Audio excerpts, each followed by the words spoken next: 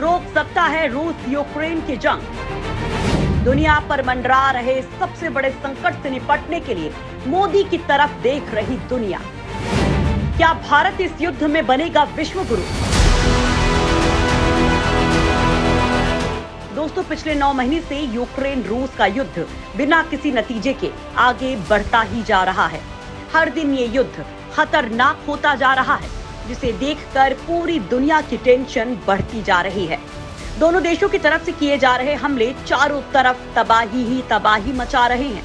युद्ध से पहले यूक्रेन को पूरी दुनिया का सबसे सुंदर देश कहा जाता था, लेकिन आज ये तस्वीर पूरी तरह से बदल चुकी है। यहाँ दुनिया के सबसे सुंदर नजारे दिखने की बजाय तबाही ही तबाही नजर आती है। यूक्रेन में आज खंडहरों, लाशों का ढेर है। लोगों के चीखने चिल्लाने के अलावा सिर्फ बम धमाकों की ही आवाजें सुनाई देती हैं। इतनी बर्बादी के बाद भी यूक्रेन युद्ध से पीछे नहीं हट रहा है। वहीं रूस के राष्ट्रपति व्लादिमीर पुतिन शुरू से ही परमाणु हमले की धमकी भी दे रहे हैं, लेकिन फिर भी यूक्रेन हार नहीं मान रहा है। वो कैसे भी इस युद्ध में डटे रहना चाहता है। इस युद्ध में किसी भी देश की जीत होती नजर नहीं आ रही है। अपने अहम में लड़े जा रहे इस युद्ध में दोनों देशों के सत्ताधारी इसे रोकने को तैयार ही नहीं है। उसके उल्टे ये जंग हर दिन भयानक होती जा रही है। लेकिन इस युद्ध को लेकर अब दुनिया एक देश की तरफ देख रही है, जिसमें इसे रोकने की ताकत है, जिसकी भूमिका इस जंग के साथ पूरी दुनिया पर असर डाल सकती है, और ये देश है भारत।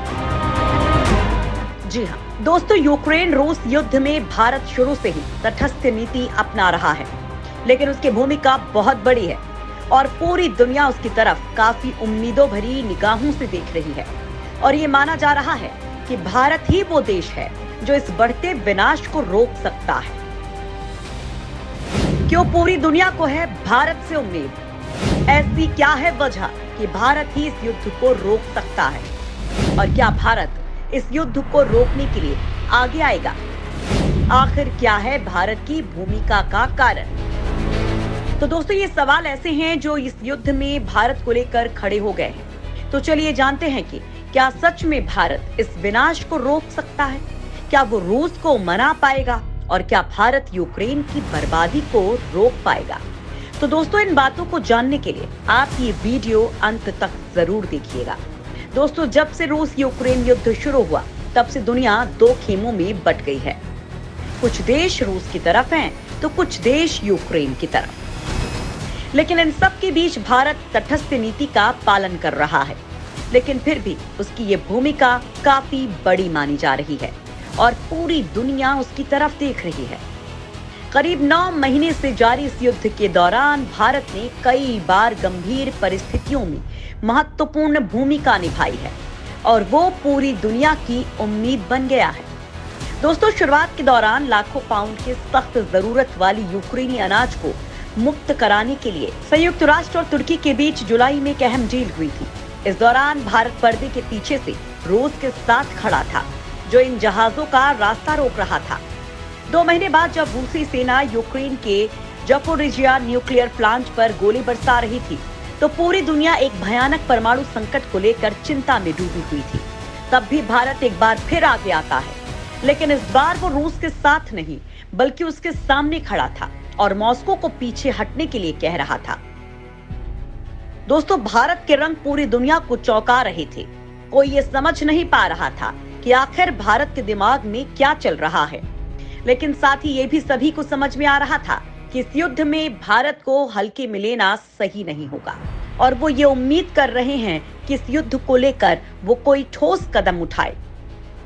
अभी कुछ दिनों में भारत के विदेश मंत्री मॉस्को की यात्रा करने वाले हैं, जहां वो रूसी अधिकारियों की बैठक में आर्थिक और राजनीतिक मुद्दों पर चर्चा करेंगे। कूटनीतिक और विदेशी नीति विशेषज्ञों की नजरें इस पर हैं कि क्या भारत दुनिया के सबसे बड़े देशों में से एक के रूप में अपनी शक्ति का इस्तेमाल कर सकता है और पूर्वी पश्चिमी देशों के दोस्त के रूप में रूस पर युद्ध को खत्म करने का दबाव डाल सकता है।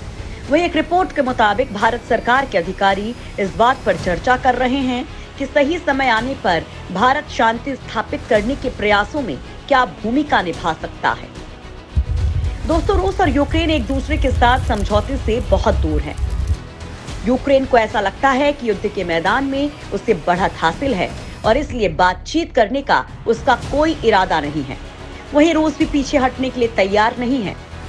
वो हर हाल में यूक्रेन पर कब्जा करना चाहता है और उसे सबक सिखाना चाहता है। लेकिन यहाँ ये माना जा रहा है कि अगर लड़ाई गतिरोध तक पहुंच जाती है और ऊर्जा संकट इस सर्दी में यूक्रेन और यूरोप में लोगों का जीना मुश्किल बना देता है, तो समझौते या सीज फायर की संभावना पैदा हो सकती है। दो भारतीय अधिकारियों के मुताबिक कुछ समय पहले फ्रांस के राष्ट्रपति इमैनुअल मैक्रों भारत के प्रधानमंत्री नरेंद्र मोदी के साथ मिलकर शांति वार्ता की मेजबानी का प्रस्ताव रख चुके थे। हालांकि संभव नहीं हो सका। हालांकि इससे पता चलता है कि भारत को दोनों पक्षों तक पहुंच के साथ एक शांति दूत के रूप में देखा जा रहा है।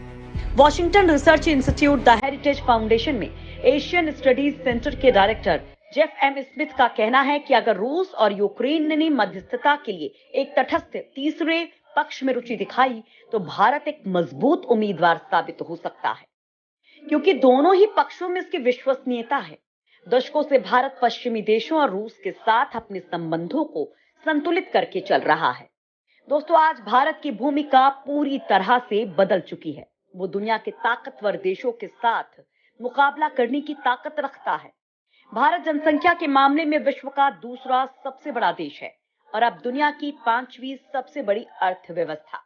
भारत और अमेरिका के बीच घनिष्ठ संबंध हैं, लेकिन रूस उसका एक विश्वसनीय पार्टनर, प्रमुख एनर्जी सप्लायर और भारतीय सेना के ज्यादातर हथियारों का स्रोत है।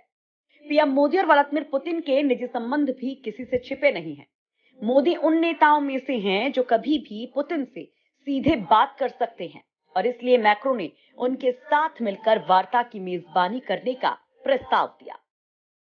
ये युद्ध भारत के लिए भी एक परीक्षा की घड़ी है, क्योंकि रूस से तेल की खरीद पश्चिमी देशों और यूक्रेन को नाराज कर रहा है। संयुक्त राष्ट्र में रूसी आक्रमण के खिलाफ अमेरिका की ओर से लाए जाने वाले निंदा प्रस्ताव पर वोटिंग से भी भारत ने खुद को अलग कर रखा है। हालांकि भारत ने शुरुआत से ही अपना रुख बेहद स्पष्ट और मजबूती से रखा है। भारत तटस्थ नीति का पालन भी कर रहा है और युद्ध के दुष्परिणामों और हिंसा पर चिंता भी व्यक्त कर रहा है। उज्बेकिस्तान के समरकंद शहर में एससीओ समिट से इतर पीएम मोदी ने पुतिन से कहा था कि आज का युग युद्ध का नहीं हो सकता। शांति स्थापना वर्तमान वैश्विक व्यवस्था में भारत को एक बेहद महत्वपूर्ण स्थान दे सकती है, जिससे संयुक्त राष्ट्र सुरक्षा परिषद में एक स्थायी सीट का रास्ता आसान हो सकता है। भारत इस युद्ध में सक्रिय भूमिका से खुद को दूर रखना चाहता है, मगर युद्ध विराम के लिए मध्यस्थता की खातिर भारत हमेशा तैयार है। भारत दोनों देशों के बीच शांति कायम करने का पक्षधर है। फिलहाल भारत वेट एंड वॉच की नीति पर चल रहा है। किसी भी सूरत में भारत ना तो रूस से रिश्ते खराब करना चाहता है और ना ही यूक्रेन को मानसिक, आर्थिक और सैन्य मदद देने वाले पश्चिमी देशों से। इनमें अमेरिका भी शामिल है, जिसे भारत नाराज नहीं करना चाहता। भारत की कूटनीति और आर्थिक उन्नति के लिए रूस और यूक्रेन यानी दोनों तरफ के मुल्क अहम हैं।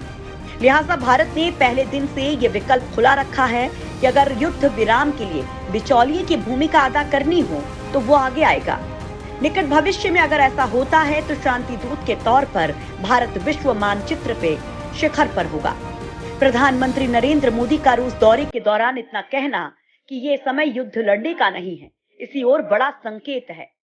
दोस्तों, मौजूदा हालात में चीन बड़े दोस्त की तरह रूस के साथ खड़ा है। दूसरी तरफ अमेरिका बड़े भाई की तरह यूक्रेन की न सिर्फ हर संभव मदद कर रहा है, बल्कि रूस को घूरने का भी कोई मौका नहीं छोड़ रहा। इस युद्ध ने पूरी दुनिया को आज सुरक्षा और महंगाई के जाल में फंसा दिया है। अगर भारत के प्रयास इस जाल को कुतरने में निर्णायक भूमिका निभाते हैं तो वो विश्व गुरु होगा।